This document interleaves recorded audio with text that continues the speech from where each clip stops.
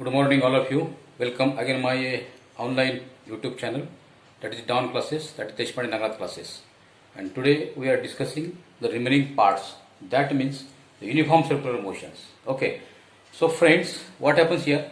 Uniform circular motion is nothing but it is having a constant speed. Okay.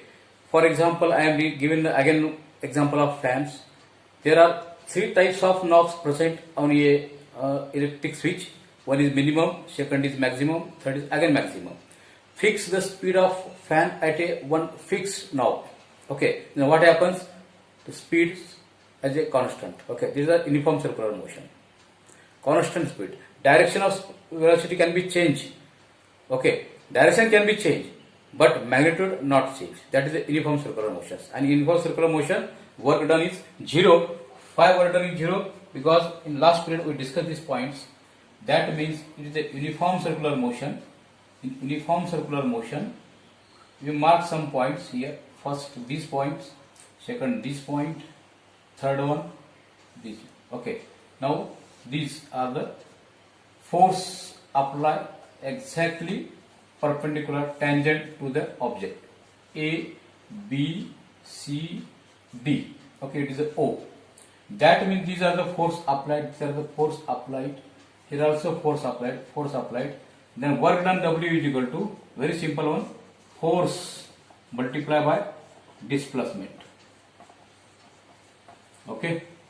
So force is nothing but F cos theta. Displacement, what it may be, X. Okay. So each and every time there is an angle 90 degree. So automatically what happens here? F cos 90 into X, that is the distance. This is nothing but 0. Okay.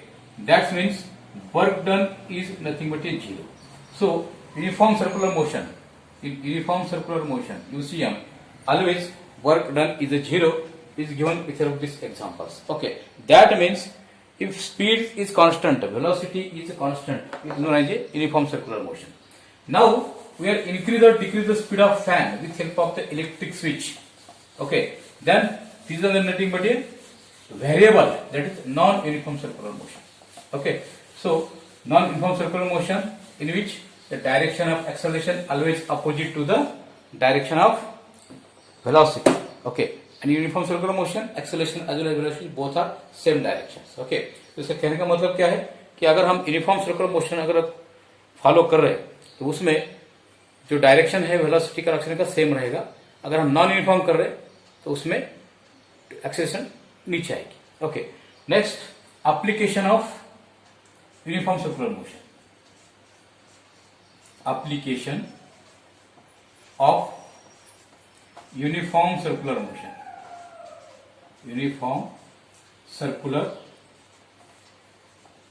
Motion. अब ये uniform circular motion के application कौन से हैं ये आपको अभी देखना चाहिए. ओके. तो इसमें सबसे पहला पॉइंट क्या है? इसमें 3-4 एप्लीकेशन है. सबसे पहला पॉइंट हम यहां पे लिखेंगे वो कौन सा है? The vehicles on A horizontal track.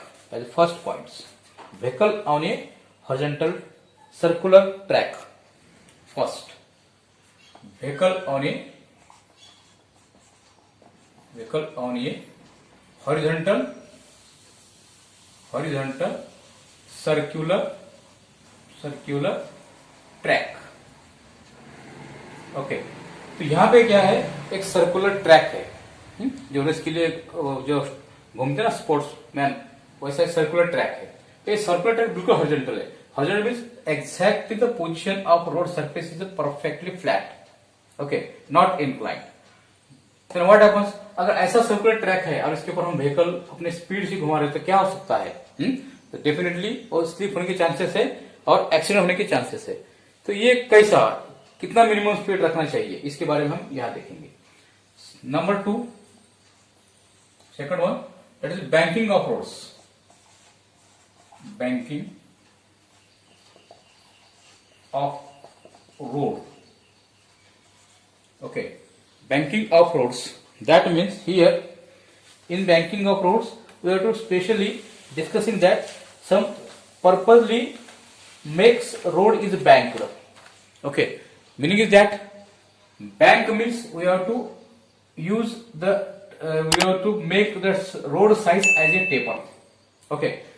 In previous one it is perfectly horizontal, but here we have to make as a our road not a perfectly flat but an incline.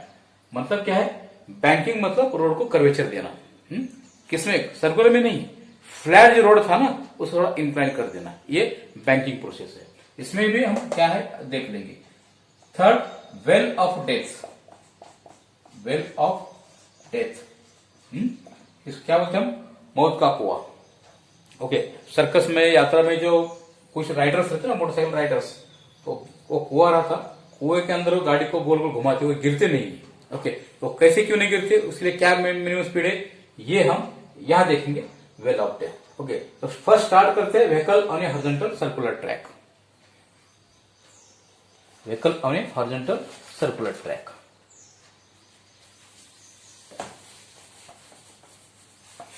Okay. Now, first one. Draw this figure. It is a curvature road. Okay. And here is our vehicle. Our vehicle is present here. Okay. Now, which force? These are nothing but a horizontal track. Horizontal track. Okay, these are the vehicles V. Now, which force are applied? Number one, normal reaction M, its weight is mg, that is W. Then this side centripetal force Cp, this side static force Fs. Okay, so notation is very simple one.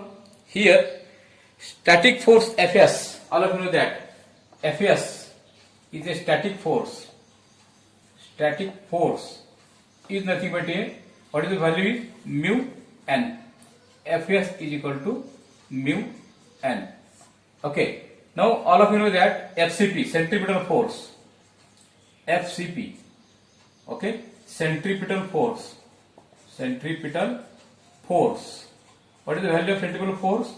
FCP is equal to m v square divided by r. कैसे है मालूम है ना, ये M square कैसे आया, क्योंकि force is equal to mass into acceleration. Okay. So mass जैसे कि वैसा एक्सेलरेशन की वैल्यू क्या है, आर ओमेगा स्क्वायर. ये क्या हुआ, एम आर ओमेगा स्क्वायर. और वी आपको मालूम है क्या है, वी आर ओमेगा. तो अभी ओमेगा का क्या हो गया, omega is equal to v divide by r. ये यहां पे पुट करो, ये क्या होगा, एम आर, ये omega square v square r square, m r v square divide by r square. R r get cancel, ये क्या होगा, m we square divide by r. ये यहां पे. ओके. तो क्लियर है. हाँ, अब देखो, तो फोर्स मालूम हुआ एफ एस. अब resolving force horizontally here, resolving force horizontally, resolving force vertically according to diagram, geometry of the diagrams. Okay. So resolving force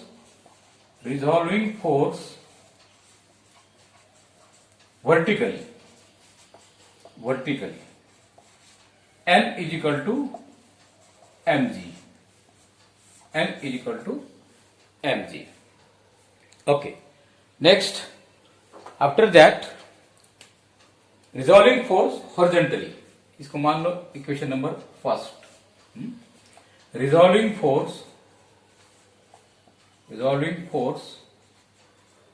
horizontally क्या है, horizontally. FCP is equal to FS. Okay. Now substitute the value here. FCP nothing but a centripetal force. What is the value? mv square r. So mv square divided by r is equal to Fs. What is the Fs? Here देखो, यहाँ देखो, mu n. Okay, mu n. What is the value of n? यहाँ देखो, n is equal to mg. Okay, so write down here mu m G. Now we have to calculate V square. We have to obtain a safe speed. Here, what is this notation? Notation M is the mass of vehicle. Mass of vehicle. Okay. What is the V? V is speed. Speed or velocity. Okay. Mu, static friction. Coefficient of friction. Coefficient of friction. Okay. Then G, acceleration due to gravity. Acceleration due to gravity. Okay. Acceleration due to gravity. So each notation, all of you know that.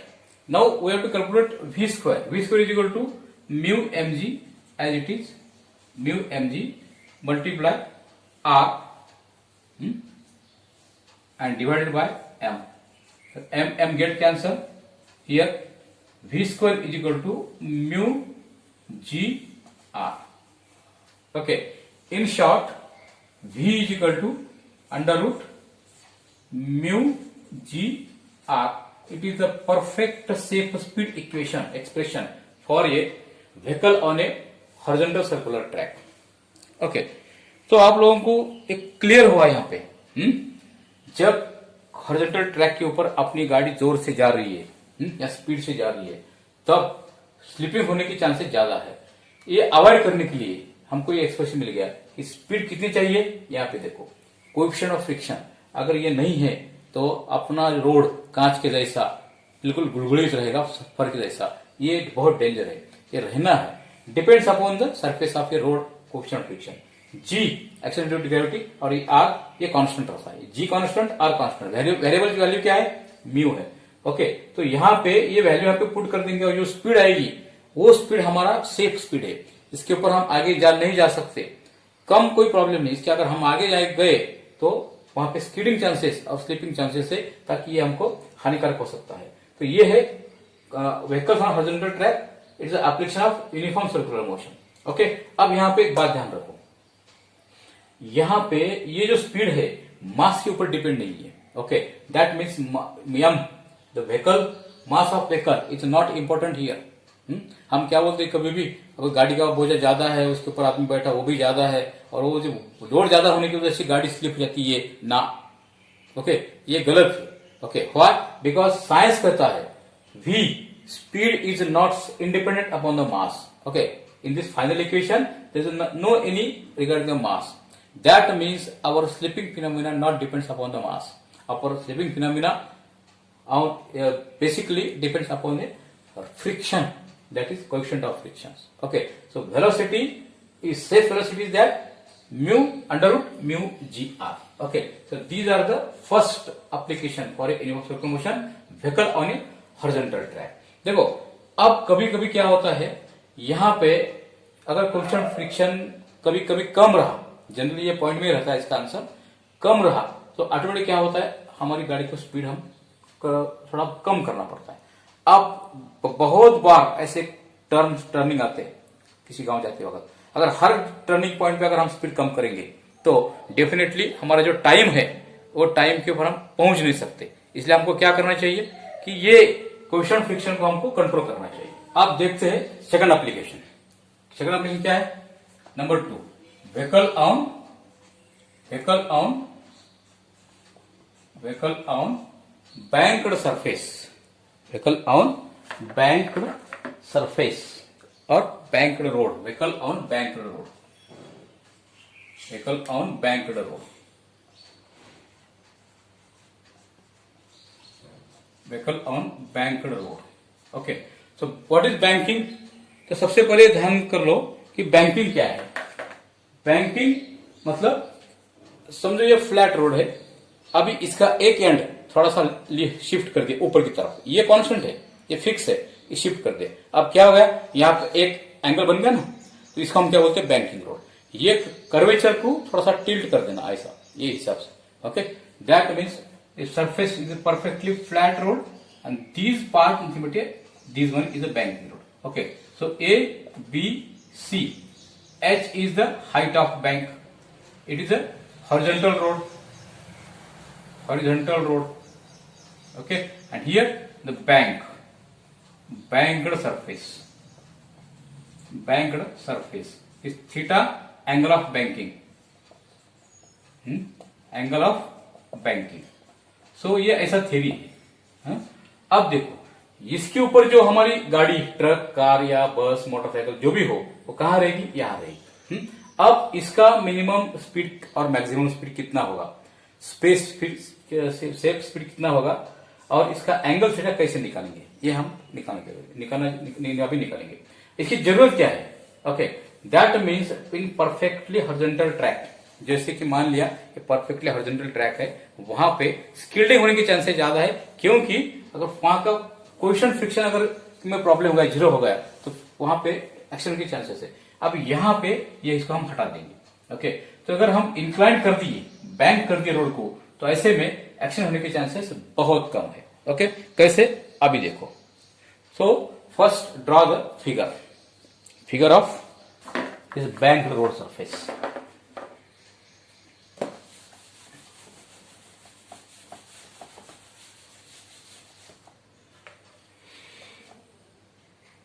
Like this way.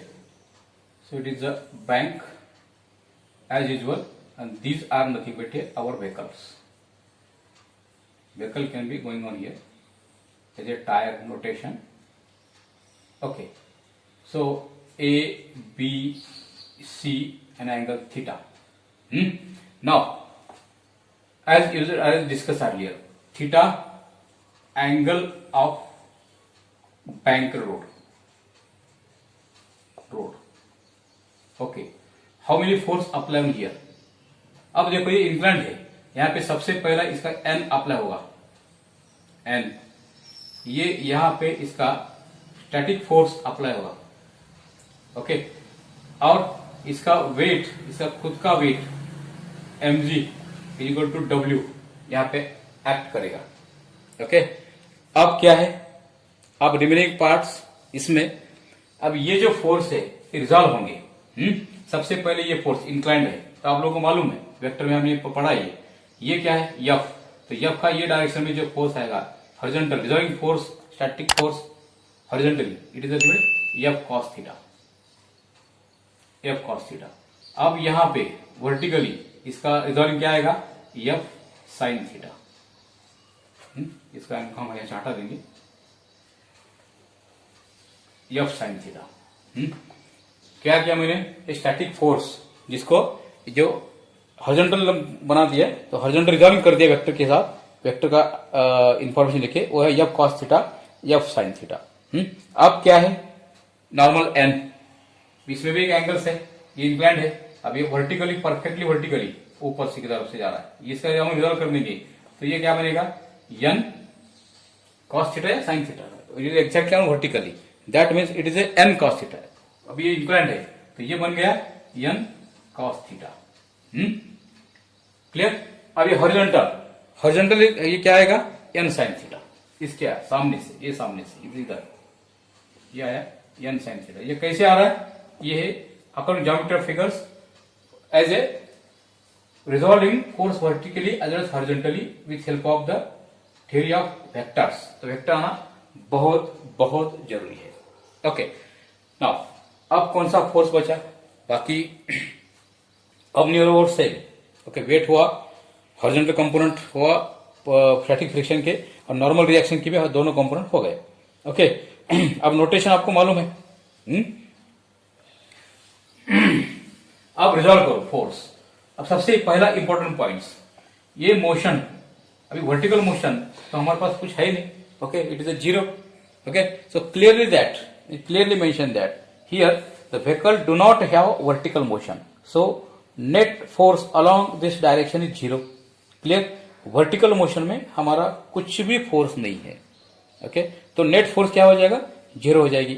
अब रहा क्या बाकी, अब हम सबसे पहले क्या करेंगे, इसको रिजॉल्विंग करेंगे वर्टिकल फोर्स के साथ. ओके, तो वर्टिकल डाउनवर्ड फोर्स कौन सा है, mg F sin theta.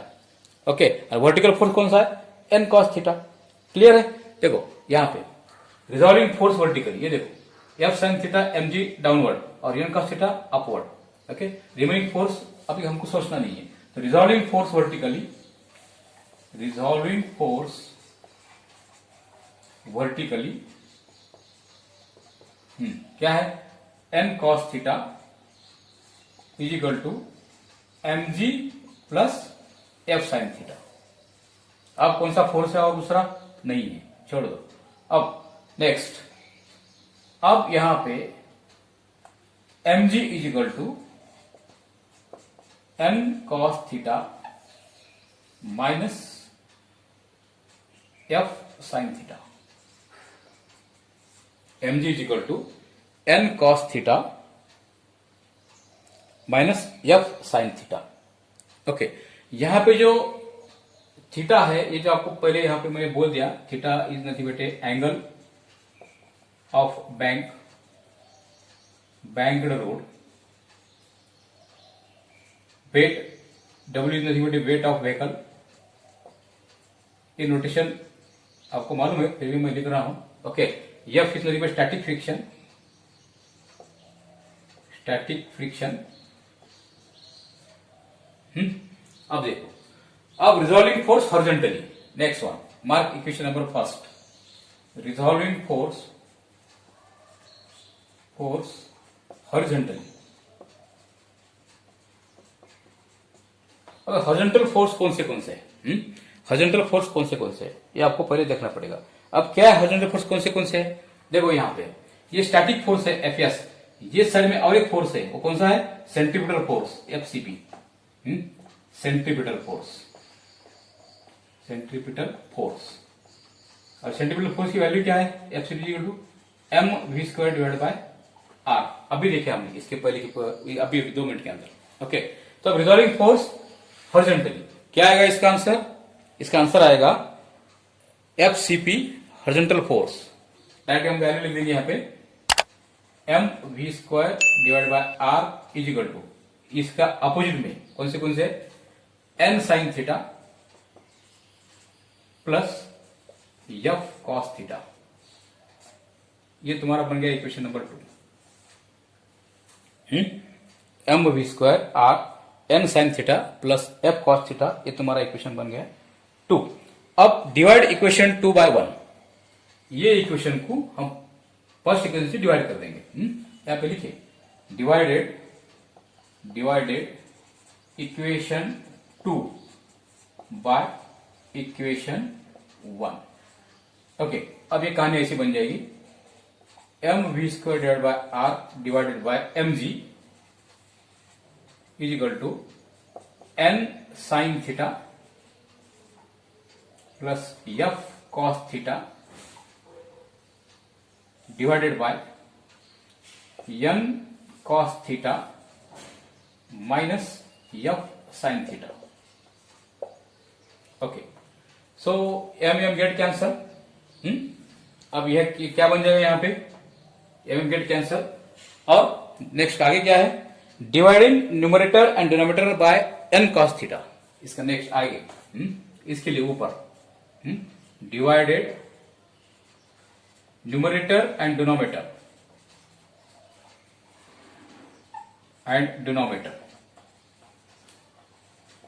With N cos theta. हमको क्या करना है, एन कॉस थीटा से इसको डिवाइड करना है। तो कहानी क्या बन जाएगी, अब देखो आगे, यहां पे V square divide by G R, M get cancel, V square divide by G R is equal to N sine theta divide by, इसे हमको डिवाइड करना है सबको, एन कॉस थीटा।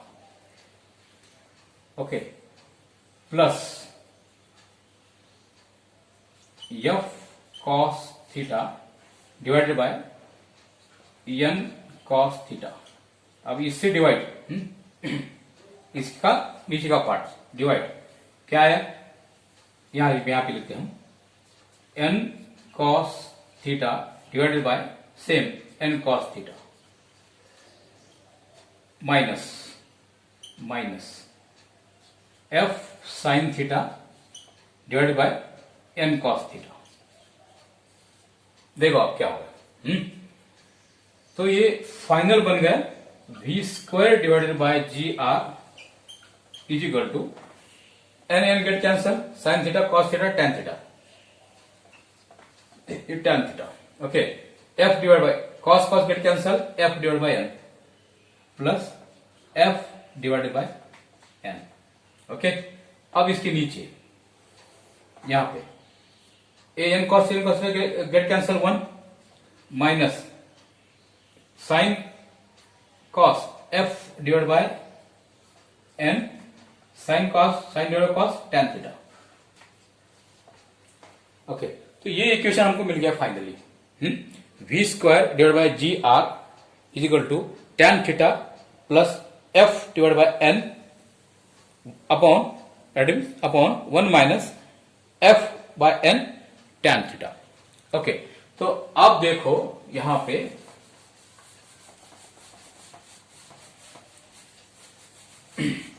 इक्वेशन हम ऊपर लेके जाएंगे। यहां पे v² divided by G R is equal to tan theta as is no problem.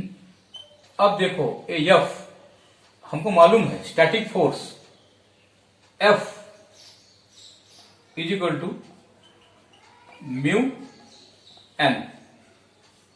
Okay, so mu is equal to F divide by N. ये स्टैटिक फोर्स मालूम है हमको, तो ये एफ डिवाइड बाय क्या है, म्यू है। तो हम क्या करेंगे, एफ डिवाइड बाय एन की जगह पे म्यू रख देंगे, तो tan theta plus mu, coefficient of static friction mu. अब यहां पे 1 माइनस और एफ बाय एन, देखो F by N again mu, आगे क्या है tan थीटा। ओके, तो अगर हमको v निकालना है तो कंप्लीट आंसर क्या बन जाएगी, ये जी आर इधर G R tan theta plus mu 1 minus mu tan theta. Okay, तो ये है मैक्सिमम स्पीड की वैल्यू। ठीक है, Vmax। अगर सेफ साइड ड्राइविंग करना है तो Vmax की वैल्यू आपके सामने है। Okay, so Vmax maximum speed is nothing but a G R. G क्या है, acceleration to gravity, R is nothing but a radius, constant track radius, tan theta, theta is nothing but angle of banking, mu coefficient of friction. Okay.